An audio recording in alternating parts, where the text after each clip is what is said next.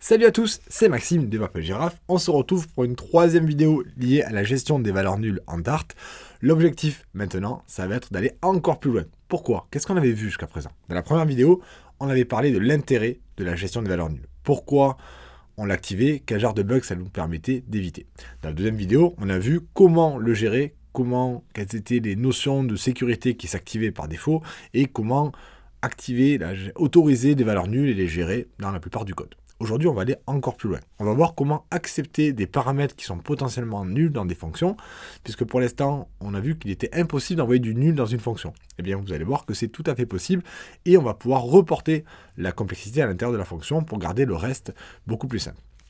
Allez, c'est parti. Encore une fois, je vous montre un extrait de mon cours complet. Ce sera une vidéo. Vous ne devrez pas faire la différence parce que c'est la même voix, c'est la même personne, c'est le même micro d'ailleurs que j'utilise pour enregistrer mes cours. Donc, on la regarde tout de suite et on se voit juste après. Maintenant qu'on a vu comment exprimer la nullité sur une type de variable, on voit que le compilateur nous protège de nos erreurs et nous empêche d'appeler cette fonction tant qu'il y a un risque, puisque cette fonction, elle refuse les valeurs nulles.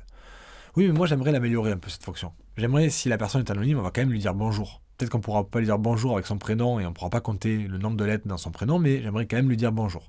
Donc ça serait bien que cette fonction, elle accepte qu'on lui passe des valeurs nulles et qu'en interne, on le gère. Si c'est nul, on met un message. Si c'est pas nul, on met un autre message. Et pour faire ça, il nous suffit juste de changer le type ici. Si je mets un point d'interrogation ici, en disant « j'accepte les valeurs potentiellement nulles », cette fois-ci, j'aurai le droit de prendre ce code et de l'appeler même avec une valeur qui est risquée, une valeur qui peut être nulle. Attendez, on va reformater pour qu'il le mette bien. Voilà. Donc je redescends l'appel à dire bonjour. Dans tous les cas, je veux dire bonjour à mon utilisateur, sauf que si c'est nul, je ne veux pas faire le même message que si il a donné un prénom. Pour y arriver, il suffit juste de modifier le paramètre en disant « Ok, j'accepte de recevoir des valeurs nulles ». Maintenant, quelles sont les conséquences d'avoir ajouté ce point d'interrogation? Si je me place dans cette fonction, on voit qu'il a souligné maintenant prénom.length. Pourquoi il a souligné ça? Eh bien, si vous vous rappelez du crash qu'on a eu tout à l'heure, le crash, il était lorsqu'on essayait d'accéder à la longueur du prénom. Si il y a un prénom qui est nul ici, qu'on essaie de faire bonjour prénom, ça va marquer nul, je crois, dans la console. C'est pas terrible, mais c'est pas très grave. Il a marqué bonjour nul, je suis pas sûr qu'il apprécie l'utilisateur qu'on le surnomme nul, parce que lui il comprend pas de quoi on parle, il n'a pas cette notion de valeur nulle. Donc on va l'appeler nul, mais au moins on n'aura pas de crash de l'application. Je sais pas ce qui est le mieux en termes de relation client, de l'appeler nul ou de faire crasher l'application. Mais en tous les cas, pour le compilateur, lui, c'est pas grave d'afficher une valeur nulle, d'essayer d'afficher une valeur nulle. Il va se débrouiller avec une chaîne de caractères. Par contre, si on essaie de travailler avec cette valeur nulle et de lui demander de faire des choses comme par exemple compter le nombre de lettres qu'elle a à l'intérieur, là il n'est pas d'accord. Là on aura un crash. Et c'est pour ça qu'il nous souligne ce passage-là. Parce qu'on n'a pas vérifié que le prénom était nul ou pas. Quand on marque qu'il atteint une chaîne de caractères et qu'il accepte qu'elle soit potentiellement nulle, ça veut dire qu'à l'intérieur, il arrivera des cas où on recevra un prénom qui sera nul. Et il faut qu'on le gère. Il suffit juste de mettre un if au-dessus en disant prénom, si le prénom est différent de nul, alors je fais ce que j'ai prévu. On peut faire un sinon, c'est pas obligatoire, mais je vais faire un sinon et je vais faire un print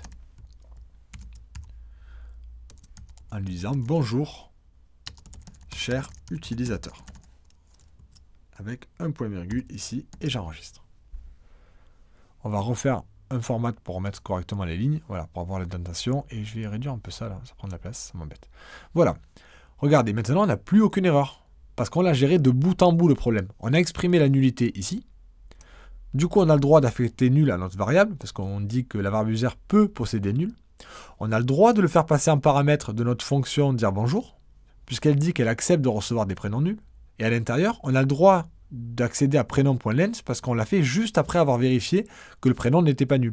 Donc le compilateur se rend compte qu'on l'a vérifié juste avant, donc il n'y a aucun risque qu'on arrive à cette ligne-là en ayant un prénom nul. Si le prénom est nul, on ira directement ici et on dira bonjour cher utilisateur.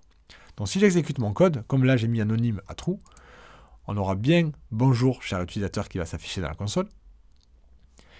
Et si je change et que je mets false ici, que je demande à l'utilisateur de rentrer son nom et qu'il rentre Ted, cette fois-ci, il y aura marqué bonjour Ted, vous avez 3 lettres dans votre prénom. Votre prénom comporte 3 lettres. Donc on a pu gérer de bout en bout le problème. On est garanti de ne plus avoir un crash à exécution. C'est fini les crashs chez l'utilisateur.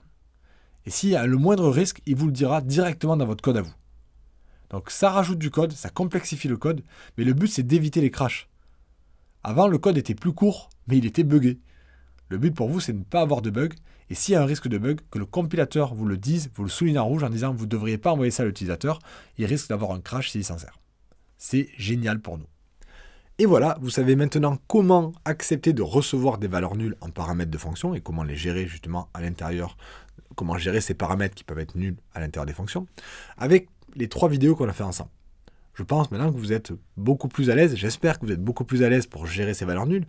On n'a pas pu voir toutes les notions liées aux valeurs nulles qu'on voit dans le cours complet, mais on a pu vous donner un bon aperçu pour que vous puissiez vous en servir dans tous vos projets. Activez-le, activez cette gestion des valeurs nulles. Si vous ne savez pas comment faire, j'ai fait une vidéo dédiée pour vous montrer comment l'activer. Je vous conseille vraiment de le faire, ça vous évitera des tas de bugs. Maintenant, si vous avez aimé ces vidéos, j'espère que vous les avez aimées, et bien dès maintenant, vous allez cliquer sur le petit bouton j'aime, sur le petit pouce bleu, et pourquoi pas sur le bouton s'abonner pour voir les prochaines vidéos qu'on fera ensemble. Allez, salut!